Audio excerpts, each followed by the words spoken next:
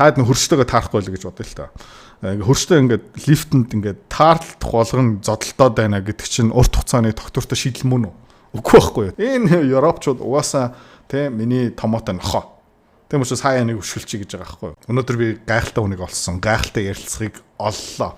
Өчтөр хэнийг сонссон бэ гэх юм бол профессор доктор Мерсхаймер Америк хүний үнцэг, Европын тухай, Украиний тухай, Оросын тухай.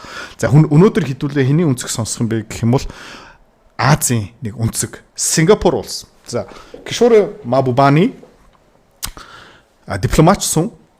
Хин энэ хүнийг ажилд авсан бэ гэх юм бол Ли Куан Ю. За Ли Куан Ю юм бэ гэх юм бол Сингапур улсыг ядуурлаасаа гаргасан одоо Азийн номер 1 улсыг болгож чадсан одоо хүн амын баялагын хувьд. За тэгээ тэр хүн юу гэдэг байсан бэ гэх юм бол хамгийн ухаантай, хамгийн авьяастайс, хамгийн саруул эрүүл ухаантай хүмүүсийг ажил авдаг байсан. За тэгээд энэ бол илт мэдрэгдэн. За тэгээд хэдүүлээ өнөөдөр Европ, Орос, Америк тэгээ олон улсын харилцааны хувьд мань хүний шинжилгээ дүгнэлтийг сонсцгоо. Супер гоц ухаантай хүн илт мэдэгтнэ. За ажилдаа орцгоё. Ханаас үзэж байгаа юм бэ гэх юм бол Cyrus Janssen, Singapore's top diplomat reveals truth about Ukraine and future of Europe гэсэн контент. Та англиэлтэй бол энийг заавалчгүй бас өөрөө check out хийгээд үзээрэй. Ladies and gentlemen, it is a great honor to welcome into the studio Professor Kishore Mahbubani. Kishore, thank you so much for joining us today, and we're looking so forward to this discussion. My pleasure. Thanks for having me. Absolutely. Professor Mahbubani, I want to start off discussing the biggest geopolitical conflict that's in the world right now, of course, the Russia-Ukraine war. And I'm sure we could have a very long discussion on what triggered this war. A lot of people saying it's NATO expansion, it's, Putin. But I recently had a very interesting comment that said the absence of pragmatism in European culture is a big factor. I'd like you to explain a little bit more about that. Yeah. Профессор Мабубани юу гэж хэлсэн бэ гэх юм бол Европ дотроо гадаад харилцааг өдөрж байгаа ерөнхий сайднаар бундесканцлерууд, дипломат хүмүүс юу дутгаж байгаа юм бэ гэх юм бол прагматически ухаан дутж байна. Сайн юм уу, муу юм уу хамаагүй хамгийн зөв үр дүн авчрах шийдвэр бид нар гаргах ёстой. Одоо хүүхдийн тоглоом биш ээ, Disney кино биш ээ. Энэ бодит амьдрал, тийм учраас бодит амьдрал дээр хамгийн сайн үр дүн авчрах ёстой шийдвэр тим шийдвэр гаргадаг хүмүүс дутж байна. Ерөөхдөө саруул эрүүл ухаан дутж байна гэсэн юм хэлсэн. За тэгээд энийг та ерөөхдөө жоохон баяжуулаад дэлгэрүүлээд биднэрт яриад өгөөч. Европт одоо хамгийн ихээр дутж байгаа юм. Yes, I mean the tragedy about the Ukraine war is that this war was eminently preventable. It was an accident that need not have happened. And the reason why it happened is because the Europeans have become geopolitically incompetent. За номер 1 ерөөхдөө энэ Украин Оросын дайн ерөөхдөө үүсэх ерөөсөө хэрэггүй байсан. Зогсоох боломж бүрэн байсан. Ягаад зогсоохтойгүй юм бэ? Ягаад энэ дайн эхэлсэн бэ гэх юм бол номер 1 шалтгаан юу юм бэ гэх юм бол Европчууд дипломат харилцаа, саруул эрүүл ухаантай харилцаан дээр бүр 0 болцсон гэж байгаа. And I say this with some confidence because the person who gave me this insight was Henry Kissinger. I had a one-on-one conversation with him about a year before he passed away in October 2022. And he was lamenting the fact that the European leaders are no longer thinking big picture, long term, and looking at the overall environment before arriving making political judgments. So for example, тэгээд яагаад энийг би өөрөө одоо профессорын үгийг дамжуулж байгаа шүү. Яагаад би энийг ингээд итгэлтэй бат хэлж чадж байгаа юм бэ гэх юм бол энийг ерөөхдөө Henry Kissinger надад хэлж өгсөн. Henry Kissinger юусэн бэ гэх юм бол баг өнгөрсөн 100 жилийн хугацаанд хамгийн алдартай дипломат хүн Америк улсыг төлөөлдөг байсан. Тэгээд Henry Kissinger юу хэлж ирсэн бэ гэх юм бол нас барахаас өмнө тийм энэ хоёр хооронд ярилцсан байна. Тэгээ нас барахаас өмнө 1 жилийн өмнө мань юу гэж хэлсэн бэ гэх юм бол энэ Европын удирдагч нар энэ прагматический юм байхгүй юм байна. Алсын хараа байхгүй юм байна. Алсын хараатай стратегтэй өөрийнхөө улс, өөрийнхөө континентээ тийм ирэх 20, 30, 50 жилийн ингээд бодлого бодоогүй тийм шийдвэр гаргаж чадхаа болцсон байна гэж хэлсэн гинэ. I want to emphasize one fact. So that there's no misunderstanding. The Russian invasion of Ukraine is illegal. Correct. Nothing can justify that invasion. That's very clear. Тэгээд мань бас юу гэж тодруулж байгаа юм бэ гэх юм бол Орос Украин руу дайрсан хууль бусаа. Энд дээр маргаан байхгүй. Би бас зэрэг хэлж байна. Тэгээд маргаан байхгүй. Гэхдээ зогсоох боломжтой. That invasion could have been prevented if the Europeans had shown any kind of geopolitical competence and acknowledge that since they have to live with Russia over the next 100, maybe 1,000 years, maybe they should take into consideration Russia's security concerns. Тэгээ ямар нэг байдлаар Европ жоохон чадвар, жоохон оюун ухаан, жоохон компетенц чадвартлаг хүн байсан бол энэ дайн эхлэхгүй байсан. Гэхдээ тэр нөгөө чадварын хомсдолд орцсон. Би бас зөндөө хэлж байгаа шүү дээ. Европыг өдөрч байгаа ус төрч бүр ингээд жорлонгоос авцсан юм шиг. Тэгээд тийм оюун ухаан байсан бол энэ дайнд шууд зогсоогдох боломжтой байсан. Тэгээ эдгээр юу бодохгүй байна гэвэл одоо энэ Европын улс төрчид Оростой хөрш. Оросын хайжууд амьдарч байгаа. Ирэх 50 жилийн дараа Оростой хамт амьдрна. Ирэх 100 жилийн дараа Оростой хамт амьдрна. Магадгүй 1000 жилийн дараа ч гэсэн хөрш нь хിവэрэ байна. Тийм учраас нь урт хугацааны шийдэл хэрэгтэй шүү дээ. Зүгээр би одоо өөрийнхөө үнцэг нэмжин заяа. Зүгээр ингийн зүүрлэл. Таад нь хөрштөөгөө таарахгүй л гэж бодъё л та. Хөрштөө ингээд лифтэнд ингээд таарлах болгон зодолтоод байна гэдэг чинь урт хугацааны тогтвортой шийдэл мөн үү? Үгүй байхгүй юу те. Тэгээ банк лифт л орсон чинь муу амьсгаа байна уугүй юу тэгэл ингээл бэлийг өмссөн тэгэл ингээл орой олгон гэртээ ярихтаа тэр хүнтэй таарлаа зодолтоод байна гэдэг чинь тэрийг واخгүй юу тийм ээ. За энийг ярьж байгаа шүү. Especially хөөе энэ видео яач вэ? Цэнгүүний ахыгаа авраарай. Цэнгүүний найдвартай, чадвартай. Өнгөрсөн 3 жилийн хугацаанд Facebook 350 мянган дагагч хүргэсэн. Instagram 70 мянга. Тэгээ өнгөрсөн 3 сарын хугацаанд миний YouTube-ийн сууг хамгийн өндөр өсөлттэй Монголын суугийн нэг нь. Тэгээ цэнгүүнээдээ баярлалаа гэж хэлмээр байна. Бас цэнгүүнийгийн орлого хэд хэд нуграал явж байгаа. Яг гэх юм бол мань хүний видео эдитингийн чадвар тийм мэрэгжлийн төвшөнд ирсэн байгаа. За тэгээ цэнгүүнээ бит хоёр харамч биш үргэлж мэддэг сурсан юмнуудаа хуваалцдаг. Тэгээ цэнгүүнээ бит хоёр одоо юу гаргасан бэ гэх юм бол мэрэгжлийн төвшингийн видео эдитингийн сургалт гаргасан байгаа. За тэгээ та энэ 3 жилийн хугацаанд манай цэнгүүнээ бит хоёрын сурсан юмыг бас яг адилхан сураад өөрийнхөө контентээ эсвэл өөрийнхөө чадвараа дараагийн төвшөнд авчмаар байгаа юм бол доор дэлгэрэнгүй мэдээллийн линк байгаа. За контент өргөжүүлээ. Russia feels threatened by some moves that they're making, and the Russians made it abundantly clear that the continuous eastwards expansion of NATO was endangering their security, and they gave all kinds of warning signs. And you know, American scholars like John Mearsheimer and Jeff Sachs have actually provided a lot of data that shows that these warnings were very, very clear, and it's very puzzling that the European leaders chose to ignore these warnings and continue to push for the expansion of NATO. Тэгээд ер нь бол энэ Европын улс төрчид өнгөрсөн 30 жилийн хугацаанд юу бодоогүй юм бэ гэх юм бол Орос холбооны аюулгүй байдлын бодлого. Үргэлж ингээ НАТО ингээ томрол улам Оросын хиллүүд өгөхөд за тэгээ эцсийн Украин баг НАТО гишүүн болох магадaltaй Украин баг цөмийн зэвсэг өгнө гэд яриад байсан чинь тэгээд Оросууд угаасаа үйлдэл хийхээс өөр аргагүй болцсон гэж байгаа. Хууль бус хэрнээ аргагүй. Энэ хоёр зөрчлөөтэй юмыг толгоонд багтаах бас чадвартай байх хэрэгтэй.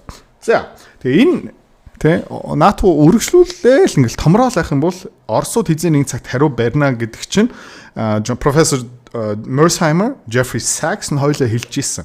За тэгээд профессор Mahbubani юу гэж хэлж байна гэх юм бол энэ бүр puzzling те би бүр ингэ ойлгохгүй байна. Оросууд зөндөө хэлж ирсэн. Бити ингэ чи наадахаа зогсоогооч. Бидний аюулгүй байдлыг талаас жоохон бодоод үзээ. Тэ яагаад шийдвэр гарах үедээ энийг ерөөхдөө шингээж чадаагүй юм бэ? Европын улс төрч хамгийн том алдаа гэж байна. And I think of course right now as you know the Europeans are paying a very heavy price. Тэгээд одоо төлбөр төлж байгаа. Тооцоо төлж байгаа. Incompetence because the one lesson of history and this goes back 2000 years never put all your geopolitical eggs in one basket. За тэгээ өнөөдөр Европчууд өнгөрсөн 30 жилийн хугацаанд үүссэн тооцоогоо төлж байгаа маш том төлбөр тооцоо. За эдгээр хамгийн том алдаа юу байсан бэ гэвэл хамаг өндгөө нэг саксын дотор хийсэн. Тэр сакс юу юм бэ гэх юм бол Америкт. За тэгээд геополитикийн хувьд тий олон улсын харилцааны хувьд тий хамгийн том алдаа юу юм бэ гэх юм бол хамаг өндгөө нэг саксын дотор хийх. Өөргөлч ерөөхдөө тий өндгнүүдэ таран байшуулах хэрэгтэй. Хөрөнгө олтоор бас яг адилхан, геополитик дээр бас яг адилхан. Мөнхийн хөрш гэж байхгүй том улсууд, том гүрэн өөргөлч тий өөртөө хамгийн ашигтай шийдвэрээ гаргадаг. Тэрийг бодоагүй. Europeans put all their geopolitical eggs Тэ, in хамаг one basket хамаг for өндөг the United States of Америкийн America. сакс дотор On the хийгээд assumption одоо өндөг нь the United хаагарсан. States of America would always, in one way or another, protect European interests, even by sacrificing American interests. That was an absurd geopolitical assumption because all great powers will always put their interests first. So, in a sense, whatever Donald Trump is doing now is behaving like a logical great power leader, whereas the Europeans have been behaving as incompetent leaders by not considering worst case options when they enthusiastically supported the expansion of NATO. Америкчууд хэлжсэн те НАТО томрон Польш НАТО орно, Эстония орно, Латви орно гих мэдчлэн. Тэгээ Европчууд юу гэсэн бэ? Тэгээ таныг дэмжиж. Yes. Үргэлж Америкчуудын өвөнд орж исэн. Яагаад тэгж исэн бэ гэх юм бол үргэлж бид нар мөнхийн түншүүд байна. Үргэлж ерөөхдөө Америкчууд Европыг хамгаалнаа.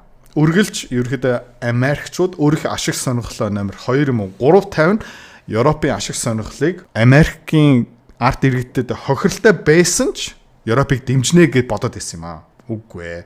За тэгээд Дональд Трампын засгийн газар юу гэж нэ гэх юм бол America first. Америкчууд номер 1, Европ номер 2, 3, бүр 5 байж магадгүй. Энийг ойлгоогүй гэж байгаа. Энийг таамаг гаргаж чадаагүй. Үргэлж Европ номер 1 байна гэж бодсон. За тэгээд ер нь бол Дональд Трампын засгийн газар юу гэж нэ гэх юм бол ер нь бол тий том гүрэнгийн хувьд логиктэй зөв шийдвэр. Бидний ашиг сонирхол номер 1. Америк иргэд номер 1. Манай төсөв номер 1. НАТО биднэрт бол хохиролтой ашиггүй юм байна. Тэгээ бид нар одоо Америкийг урд тавина. Энэ бол логиктэй. Тэгээ Европчуудын том алдаа юу юм бэ гэх юм бол энэ incompetence гэж байгаа юм. Бүр ингээд мэдлэл муудлуугаа ингээд өгч чинь чадваргүй тий бүр ингээд 0 geopolitical хувьд бол 0 шийдвэр гаргацсан гэж байна. Yeah, that's a very good insight there. So do you think with Donald Trump's pivot now and really changing 180 degrees from the previous administration, would you just say that is more him acting in the United States' best interest and like you said, acting like a superpower? So this is really come to be expected, this Donald Trump's move? Well, Тэгээд саяхан Дональд Трамп ерөөхдөө геополитикийн хувьд бол 180 градусаар эргэцэн шууд ингээд тий Европыг хаяа явж байгаа, Америкийн номер 1 тавьж байгаа. Тэгээ энэ бол том гүрэн супер паверын гаргадаг шийдвэр мөн үү? Зөв үү? Unfortunately, geopolitics is a very cruel business. And people who are naive. Геополитик дотор юу байхгүй, ёс суртахуун гэсэн юм байхгүй, зөв муу гэсэн юм байхгүй. Үргэлж юу номер 1 тавигддаг юм бэ гэх юм бол ашиг сонирхол. Тэгээд та санаж байна уу? Тэ? Henry Kissinger-ийн үг би ингээд байн хэлдэг штэ. Америкт мөнхийн найз гэсэн юм байхгүй. Америкт мөнхийн дайсан гэж юм байхгүй. Америкт үргэлж юу байдаг юм бэ гэх юм бол өөрийнх нь ашиг сонирхол. Яг геополитик байгаа зү. За, тэгээд харамсалтай тийм юм байхгүй. Мөнхийн амт гэсэн юм байхгүй. Тэ? Жамуухад Чингис хоёр мөнхийн амт байхгүй. Геополитик яг адилхан. Нэг нь нуруу хууг аваад тэ байхгүй болсон. Нөгөөх нь баатар болсон. Яг энэ ихгүй. And simplistic in the analysis of geopolitics. Европчууд наив тэ гинэн тэ simplistic ерөөхдөө хар цагаанаар хардаг. Путин муу, Америкчууд сайн, НАТО сайн. Би чамтай муудсан. Би шүүмжлээд байгаа шүү дээ. Kaya Kallas тэ Европын top diplomats бүр энэ simplistic, incompetent, тэнэг, туршлагагүй, саруул эрүүл ухаан байхгүй, алсын хараагүй яг тэр Kaya Kallas-аас харагдаж байгаа шүү дээ. Бид нар Осыг барахгүй бол Хятадуудыг яаж барах юм бэ? Дипломат хүн ингэж ярихгүй юм аа, тэ? Always suffer. And yet at the same time, some of the rules of geopolitics are also very clear. All great powers, including the United States, will always put its own interests first. Right. It will never sacrifice its interests for even the best of friends, including its European friends. And it was very naive for the Europeans to believe that the United States would always put their own interests in dealing with Russia. Оростой харьцах нь Оростой маргалтж байгаа юм бол Европчууд Оросын талдаа ороод андыгаа найзыгаа дэмжнэ тийм юм байхгүй, тийм гинэн юм байхгүй. Тэгээ тийм гинэн шийдвэр гаргадаг улсууд талууд ерөөдөө үргэлж хохирдог, том торгуул төлдөг, том тооцоо төлдөг. Яг бодод юм гэж. States do that. The United States has got its own interests, and the United States is now trying to work out a new relationship with Russia. And this could have been anticipated some time ago. And so I think it's important for the Europeans to sit back and reflect and ask themselves, why were we so naive? Where did we go wrong? And what can we do to make sure that we don't make the same mistakes again? In my article, I gave... Тэгээд Европчууд одоо юу хийсэн бэ гэх юм бол яагаад бид нар юм гинэн байсан бэ? Хаанаас энэ алдаа үүссэн бэ? За тэгээд ерөөхдөө сайлх эргэжлээ. Америк, Оросууд мөнхийн дайсан биш юм байна. Тэгээд бид нар одоо энэ байгаа байдлаас яаж гарах уу, энэ алдаагаа яаж давтахгүй байх уу гэж ярих хэрэгтэй. Three specific suggestions for the Europeans. One, consider withdrawing from NATO. Тэгээд одоо профессор юу хэлж байна гэх юм бол за энэ ерөөхдөө энэ байдлаас гарах 3 арга байгаа. Номер 1. НАТО-гоос Европчууд өөрөө гарах ёстой. Эсвэл ядаж тэгж ярих. Сонирхолтой байна. To send a signal that you're autonomous and independent. 2, work out a new grand strategic bargain with Russia. За тэгээд нэгдүгээрт тий баг өөрөө НАТО-гоос гарах цаг нь болцсон биш үү? Тий одоо Дональд Трамп ингээ тэднийг алгаж штэ. За бид нар НАТО-гоос гарч магадгүй шүү. Гэх юм бид нар ч гэсэн. Тэгвэл Дональд Трамп яаж царайлах юм? Юу вэ тий? Сонин царайлна штэ тий. За хоёрдугаарт номер 2. Оростой ерөөхдөө шинэ стратегтэй болох харилцааны стратеги байр суурьтай. Яг гэх юм бол алдснаа гэдэг чинь яаж бодсон ч муу үр дүн авчирна штэ. And 3, also consider working out a grand strategic bargain with China. So in a sense, номер 3 хятадуудтай бас хамтрах. За зөв төсөөлөө үз заяа. Наа үзээ ядаж магадгүй идрээ чи Путинаас мөнгө авсан бэ? Хамаагүй заяа. Зөв бодоо үзчих заяа. Европчууд одоо хамтраад нийлээд заяа. Тэгээ Дональд Трамп яаж том сюрприз барих боломжтой юм бэ гэх юм бол окей бид нар НАТО-гоос гарлаа. За бид нар тий Оросоос нефт худалдаж авлаа, газ худалдаж авлаа. Амар хямдхан хамгийн хямдхан үн хашаараа. За бид нар оросчуудтай хамт тий Арктик дээрээ олборлолт хийнэ. Газ нефт олборлоно. Газрын ховол элемент бид нар ингээ Оросоос худалдаа авчнаа. За нэмээд энэ профессорын ингээ зөвлөгөөг сонсчих юм бол тэгээ би чамтай муудсан зуудсан хамаагүй байхгүй зүгээр их ашигын төлөө штэ. Хятадуудтай бас хамтраад эхэлчих юм бол заяа. Дональд Трамп юу гэж бодох юм? Яаж царайлах юм? Бүр баттай чицэг царайлна штэ. Oh my god юу болоод байна гэж хаана те. Тийм учраас энэ профессор ярьж байгаа юм make so much sense те. Шууд ингээд тэгстэй юм бэштэй гэд миний хувьд те. Шууд ингээд гэрэл асч юм миний толгоон дотор. Те. Европчууд ихтэй юм чадах юм уу? Бараг чадахгүй хаа. Act in your own interest and not in the interest of any other great power. Энэ хамгийн чухал те. Act in your own self interest. Өөрийнхөө ашиг номер 1-тэй. За, эрчим хүчний бодлого, тий? Оросоос газ авах нь хамгийн зөв. Орос хятадуудтай хамт цөмийн энерги дээр хамтарч ажиллаад, үйлдвэрлэлийн технологид хамтарч ажиллаад, оросуудтай хамтраад нэг нэмж юм олборлоод гэх мэт чинь тиймэрхүү шийдвэр гарчмал өөрийнх эрх ашиг номер 1 тавиад тэгээд Дональд Трамп жишээлбэл Европт 20-50 мянга гэл ингээл донгостой яриад эхлэх юм бол Европчууд гинт хүзэр мастай болж эхэлж байгаа зү. Гэхдээ Дональд Трамп юу мэдж байгаа юм бэ гэх юм бол нэг талтай заяа. Энэ Европчууд угаасаа тэ миний томоотой нохоо. Тэм учраас хаяа нэг өшгөлчий гэж байгаа байхгүй юу. За гэхдээ Европчууд ямар чанстай юм бэ гэх юм бол нохоо байхаа боломж байгаа байхгүй юу. Гэхдээ тэр дипломат хүмүүсийн толгойн дотор бүр тим юм орж ирэхчгүй заяа. Тим саруул ирүүл ухаан алсын хараа байхгүй те. Энэ профессор хэлж байгаа амар оновчтой. Absolutely. I love that. And at the article that you're referring to, we're going to put a link down in the description. It was an article published in Foreign Policy entitled It's Time for Europe to Do the Unthinkable. Тэгээд профессор Мабубани бас нэг нийтлэл гаргацсан байгаа.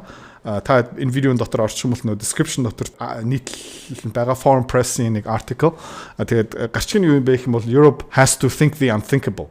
Тэ Европ бүр ингээд төсөөлөгчгүй шийдвэр гаргах ёстой гэж байгаа тийм нөө хятадтай хамтарч ажиллах, Оростой хамтарч ажиллах, НАТО-гаас гарах магадгүй.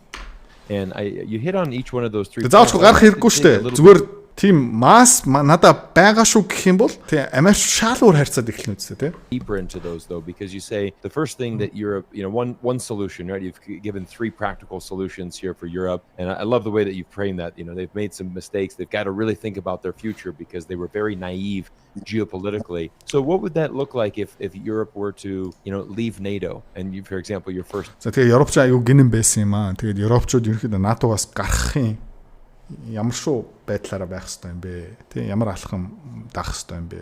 Ач холбогдол нь юу юм бэ? Benefit тэ давуу талууд нь сул талууд нь юу юм бэ? Suggestion. What would that actually look like? Well, I think it would send a very clear signal that Europe is declaring its geopolitical independence, and hence from now on, Europe will act as an autonomous strategic actor. Маш хүчтэй сигнал явуулнаа гэж байна. Дэлхийд даяар. Европ өөрийнхөө ашиг сонирхлоо номер 1 тавьж байгаа. Үнэн. Одоо Хятадын гадаад хэргийн сайд байна шүү дээ. Европчуудтай уулзахаар Америк нохотой уулзж байгаа шүү дээ. Тэгээд энэ Украины дайны Орос Украины хилцэл хэн цаанаа ярьж байгаа юм бэ гэх юм бол Америк Орос хоёулаа л ярьж байгаа шүү дээ. Бүр тоохоо болцсон шүү дээ. Яг гэх юм бол нохоо гэж харж байгаа шүү дээ. Европчуудаа угаасаа ярих хэрэггүй. Угаасаа Европчууд миний үгэнд орчноо. За Орос тал нь бас юу бодож байгаа юм бэ гэх юм бол энэ Европчуудаа ярих ерөөсөө хэрэггүй. Ягаад вэ гэх юм бол ягаад нохоотой харьцахын эзэнтэй нь харьцсан шууд шулуухан шүү дээ. Гэхдээ тиймэрхүү сигналууд явуулчихвал хүн болгон өөрийнхөө төлөө тэнцдэг юм байна те. Өөрийнхөө те үзэл бодлоо, өөрийнхөө ашиг сонирхлоо, өөрийнхөө тусгаар тогтолцоо нэмэр нэг зүг юм ярьж байна. On the world stage, putting his own interests first, you know. And as I Шинэ even тайзнаар өөрийнхөө сонирхол ашиг сонирхлоо нэмэр нэг тавих те. Europe may not necessarily have to pull out of NATO, but by just declaring that it is prepared to leave NATO, it is sending a signal that if you don't take my interests into consideration, why should I remain a member of this club? And the Тэгээд Европч заавалч НАТО-гоос гарах хэрэггүй. Зүгээр бид нар гарахад бэлэн шүү гэд тиймэрхүү үг хэлчих юм бол Европын ашиг сонирхол бас чухал шүү хүндлээрээ. Гэхдээ энэ дээр бас нэмэх ёстой. Европчууд бас өөрийнхөө жинхэнэ үзэл бодолтой болох хэрэгтэй байхгүй юу? Тэгээ одоохондоо зүгээр Америкийг ингээд дагаа явж байгаа. Дагаа явж исэн. Дагаа явсаар байгаа энэ дайна гэсэн тийм ээ. best way for Europe to be treated with respect is to declare that it is willing to leave NATO, because its insistence on staying on in NATO, even though the United States has completely set aside European interests, it gives the impression that the Europeans, as I say in a somewhat cruel fashion, gives the impression that the Europeans are licking the boots that are kicking them. And that Тэгээд харахаар тийм уучлаарай маш бүдүүлээр хэлж байна. Профессор үг шүү заяа. Европчууд юу хийж байна гэх юм бол тийм Америкчууд тэднийг өшгөлж байна. Яг нохоо шиг. За тэгснэ эргүүлээд Европчууд юу хийж байна гэх юм бол нөгөө эзнийхээ гутлыг долоогоод байгаа байхгүй. Өшгөлүүлснийхаа дараа. За тэгээд Европчууд бид нар боллоо гэх юм бол шал өөр харилцаа үүснэ гэж байна. Тэгээд зүгээр ингээ хоёр хүний хоорондын харилцааг бодъё л та. Нэг найз залуу, нэг найз охин хоёлаа. За тэгсэн чинь найз охин нь ингээл би чамаас саллаа гэсэн чинь нөгөө найз залуу бити надаас салаарэ. Чи миний ингээд заяаны хан маань ингээ араас нь тий баг ингээ бүдүүлэх гүлэг болол өвдөн дээр гараа бити надаас салаарэ гэх юм бол ямар харилцаа юм бэ тий? Шудар биш штэ. Тий бид нар тэрийг харах юм бол oh my god юу гэдэг юм бэ? Залуу босооч өөр хүмүүс байгаа штэ. Тий ганцхан хүн заяаны хан гэж байхгүй гэж ярьж магадгүй байхгүй. It's very unwise, extremely unwise in geopolitics, because in geopolitics, you got to be equally cruel and canny and shrewd if you want to protect your interests. And the best way to do that is to declare that if European interests are not taken into consideration, Europe is prepared to leave NATO. Right. Тийм яг зөв. Тэгэхээр ерөнхийдөө геополитикийн хувьд олон улсын харилцааны хувьд бол тийм бүх юм хийхэд бэлэн байх хэрэгтэй. Муу юм хийх бэлэн байх хэрэгтэй. Тэгээ Герман улсыг хартаа Америкчууд юу исэн бэ гэх юм бол тэр Nord Stream pipeline-ыг дэлб авсан. Германы эдийн засгийг бөмбөгдсөн. За, тэгээ Америкчууд юу хийж байгаа юм бэ гэх юм бол наад нефтээ худалдаж авахаа болоо гэж хэлж байна. Тэгээ германчууд за дарга. За наад компаниудаа дампуурлаа за дарга. Дандаа өшгөлүүлээд тэгээ гутлын үл долоох хэрэггүй. Өөрийнхөө ашиг сонирхлоо номер 1 тавьчихаа. За, өнөөдрийн хувьд бол профессор Мавбаныгийн үгийг ингээд дуусгачих маргааш хоёр дахь хэсгийг оруулчих бас гайхалтай гоё юм хэлсэн байгаа. За тэгээ бүтэн сайн өдөр юм.